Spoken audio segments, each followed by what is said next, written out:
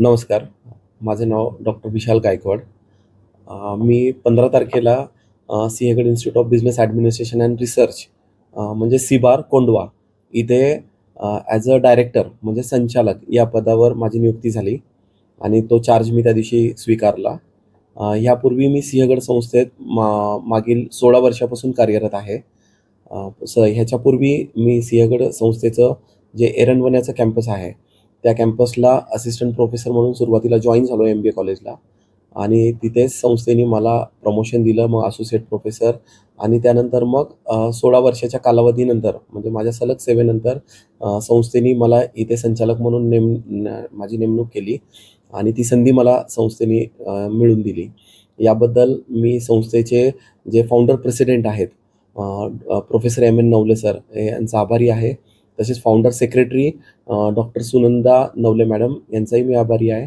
तसेच आमच्या संस्थेचे जे व्हाईस प्रेसिडेंट आहेत HR doctor Rohit Navale sir त्यांचाही मी आभारी आहे आणि आमच्या संस्थेच्या ज्या व्हाईस प्रेसिडेंट ॲडमिन डॉक्टर रचना नवले आष्टेकर मॅडम आहेत त्यांचाही मी आभारी आहे.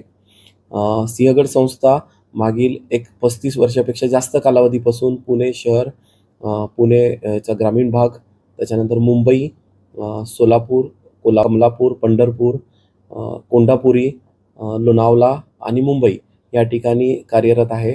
आत्तापर्यंत हजारो विद्यार्थ्यांना संस्थेने शिकवलं, मोठं केलं. आज आपल्या संस्थेचे हजारो विद्यार्थी मोठ्या मोठ्या पदावर कार्यरत आहेत. कुणी कलेक्टर झालेलं आहे, कुणी प्रशासनात आहे, कुणी शासनात आहे. त्याच्यानंतर पुढारीसुद्धा आपल्या संस्थेने निर्माण केलेत आणि हे करत असताना खूप चांगले इंजिनियर्स आपल्या संस्थेने दिलेले आहेत समाजाला. चांगले व्यवस्थापक, मॅनेजर्स आपल्या संस्थेतून निर्माण झालेले आहेत.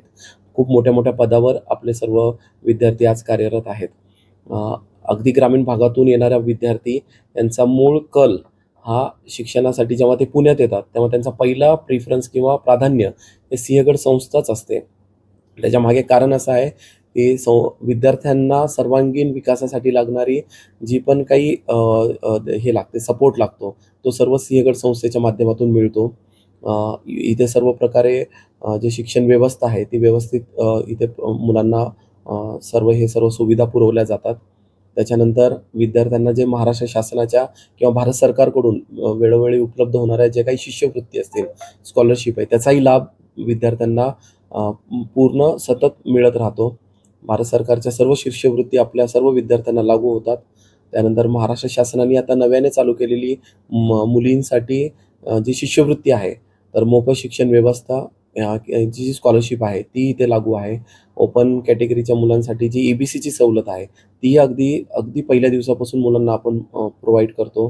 SC, ST, OBC, NT, VJ, DT, EWS या सर्व कॅटेगरीच्या मुलांना सर्व प्रकारच्या स्कॉलरशिपचा जो लाभ आहे तो संस्था मिळवून देते.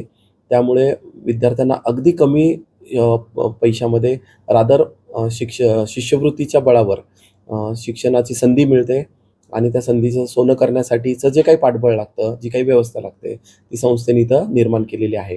त्यामुळे सर्व विद्यार्थी आपल्या आपल्या क्षेत्रात निपुण होतात आणि मोठ्या लेवलला जाऊन काम करतात. ह्या सर्व संस्थेने आमच्यासारख्या ग्रामीण भागातून आलेल्या शिक्षकांनाही मोठी संधी दिलेली आहे. त्याबद्दल मी संस्थेचे परत एकदा आभार मानतो आणि आता ॲडमिशनची प्रक्रिया चालू झालेली आहे. त्यामुळे मी आपल्यामार्फत सर्व विद्यार्थ्यांना आणि पालकांना आव्हान करतो की आपल्या संस्थेमध्ये येऊन तुम्ही निश्चिंतपणे ॲडमिशन घ्यावे आणि विद्यार्थ्यांना आम्ही जो मार्ग दाखवलेला आहे आणि जे काही सुविधा उपलब्ध करून दिलेल्या आहेत त्याचा त्यांनी लाभ घ्यावा. आत्ता सध्या MBA, MCA, engineering, pharmacy, BBA, BCA, BCom या सर्व कोर्सेससाठीचे ॲडमिशन आपल्या कोंढवा कॅम्पस इथे सुद्धा चालू आहेत.